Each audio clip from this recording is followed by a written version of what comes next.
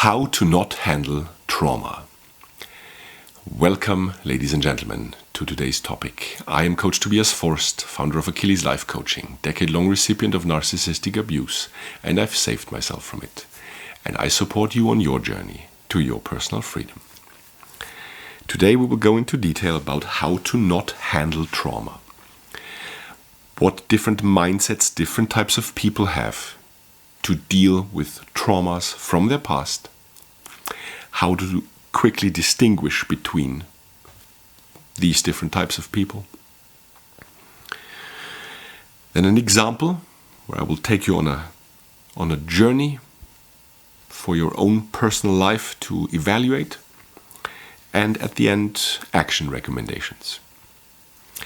So let's get started. As the basis for the video for your mindset, I will quickly detail a scene from the Disney Plus Star Wars show called Kenobi, with the protagonist Obi-Wan Kenobi, former Jedi Master, who has his first encounter with his former student, formerly known as Anakin Skywalker, now Darth Vader, after around about 10 years. And although the show for me personally was very mediocre, one thing stuck to my mind: the first encounter these two men have with each other. And Sith Lord Darth Vader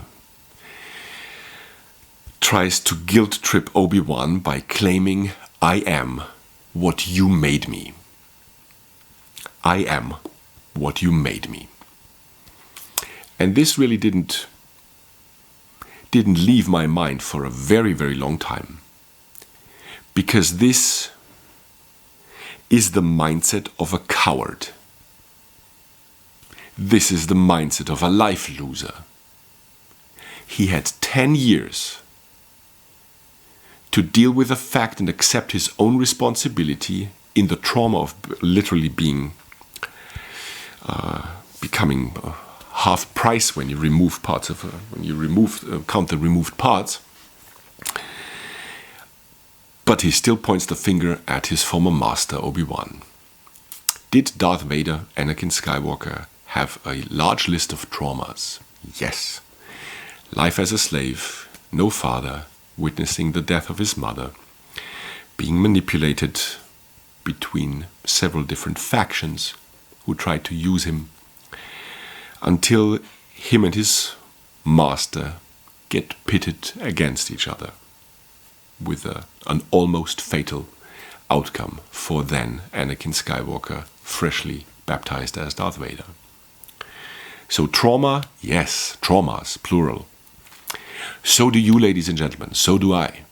We all have our traumas.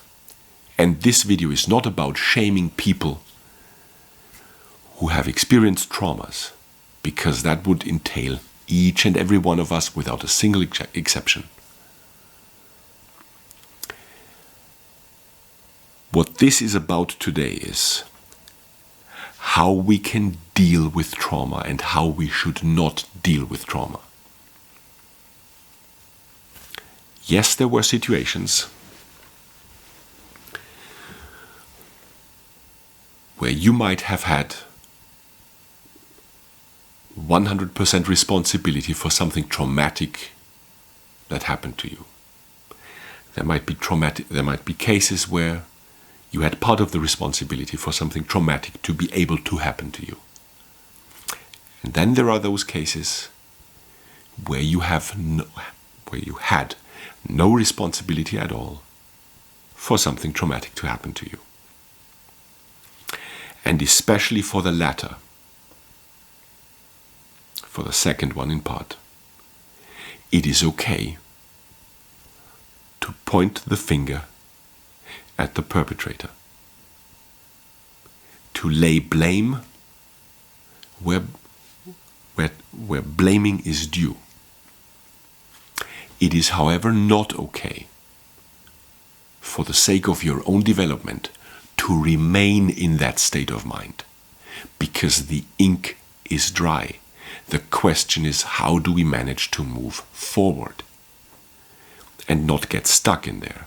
In the example with Darth Vader, he had 10 years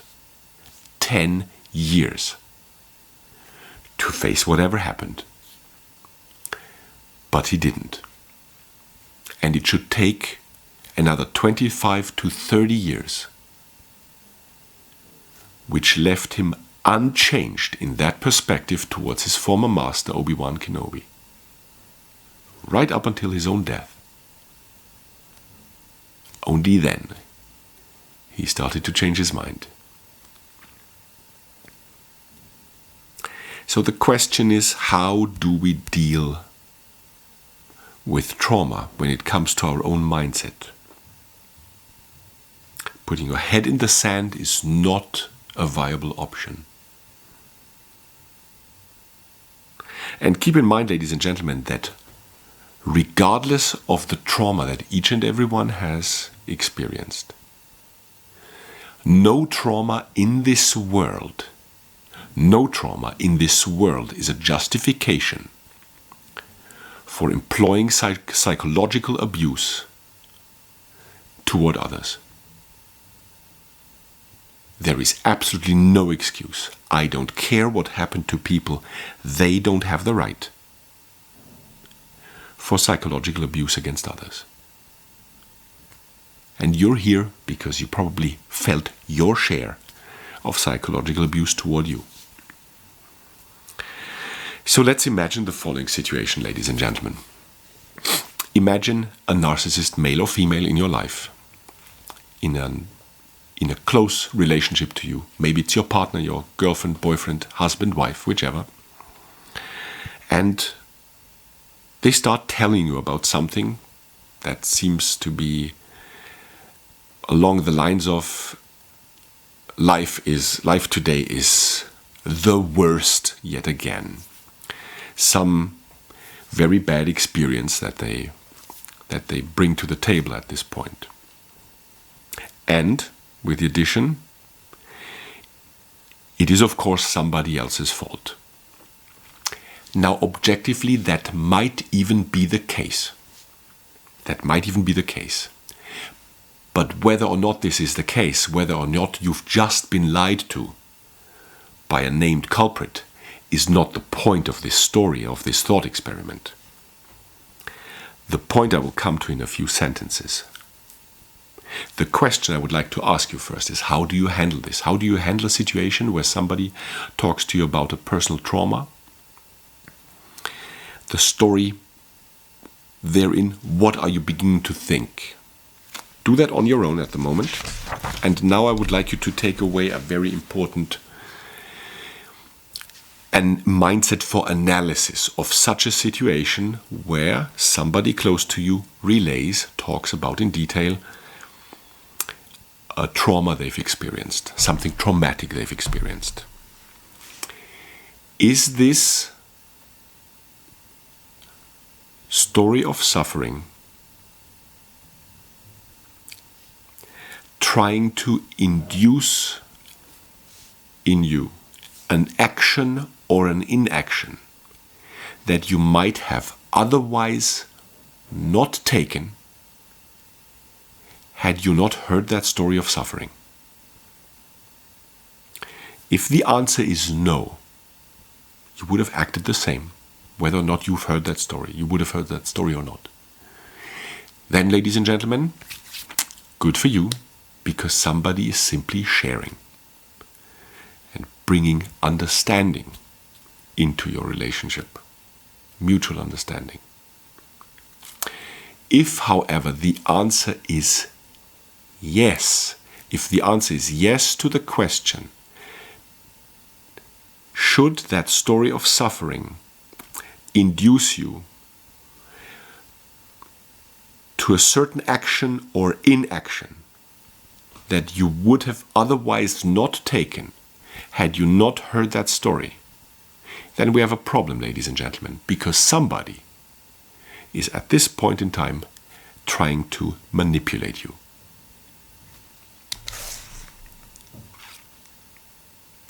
Now, how do you filter out who is who?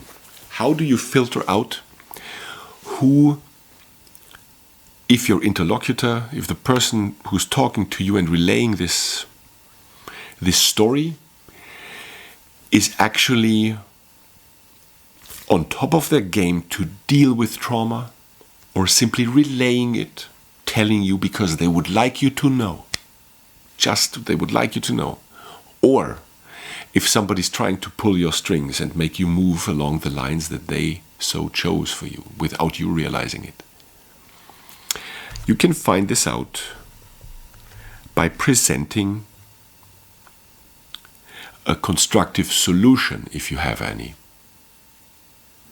You heard this story at this moment, and your solution is, there's this woman, this psychologist. I know her from a colleague from work, and she's really, really good at helping people dissolve trauma bonding. Or your constructive solution is, there's this coach when it comes to breaking down limiting beliefs, finding self-love, self-worth. I have his card here.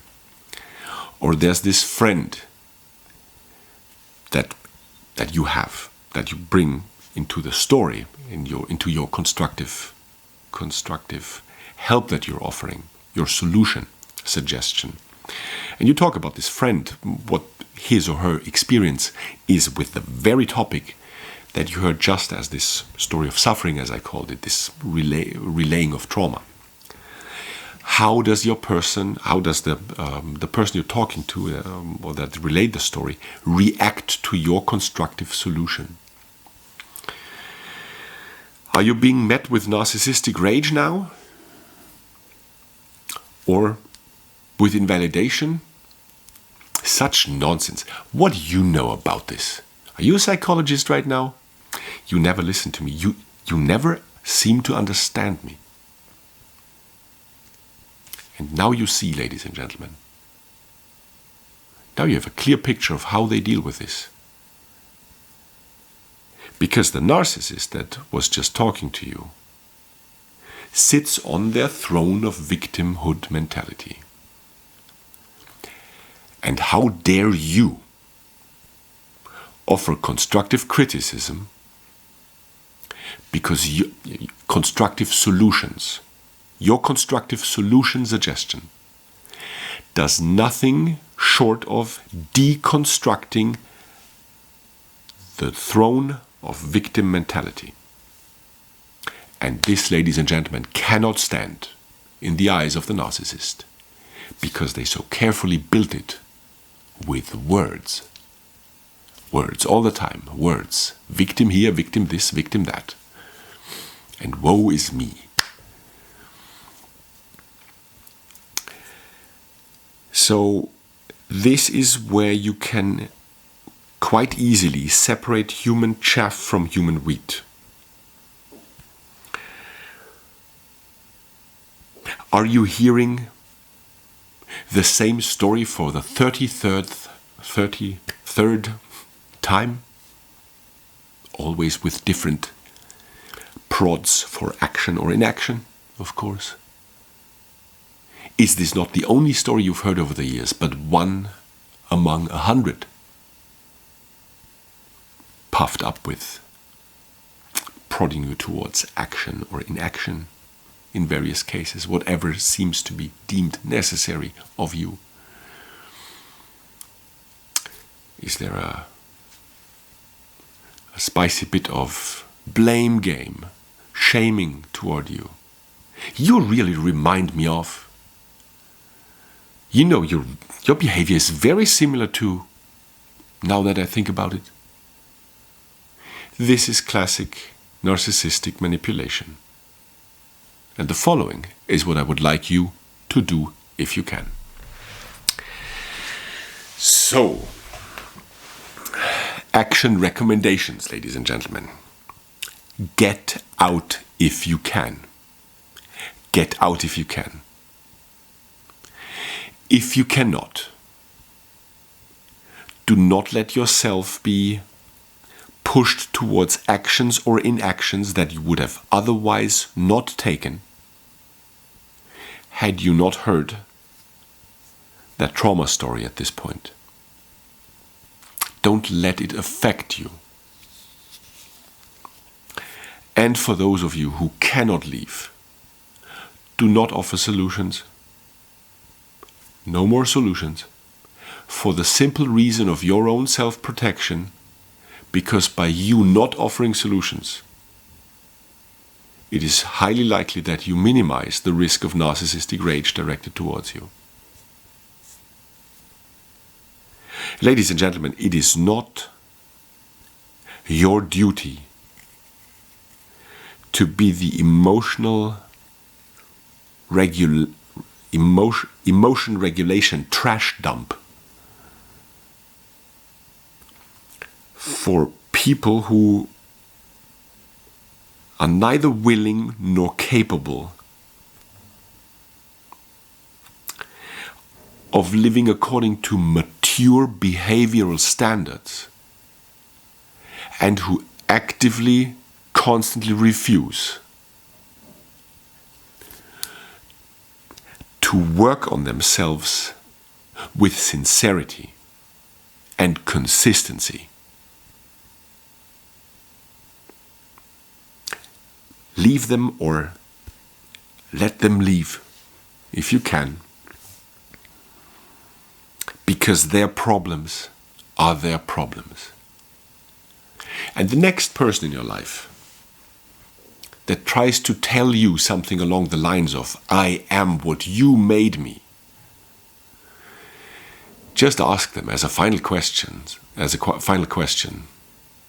and what are you making of yourself? And then you leave them, ladies and gentlemen. If you want my help in any of these areas, feel free to reach out at info@achilles-lifecoaching.com. I offer one-on-one coaching, including a 30-minute free session, should you choose to take it, where we can discuss what your challenges are in particular and which ones of those are among the skill set that I can help you with. Until then, ladies and gentlemen, be your own hero, be your own heroine. Thanks for watching, and I'll see you next time. Take care.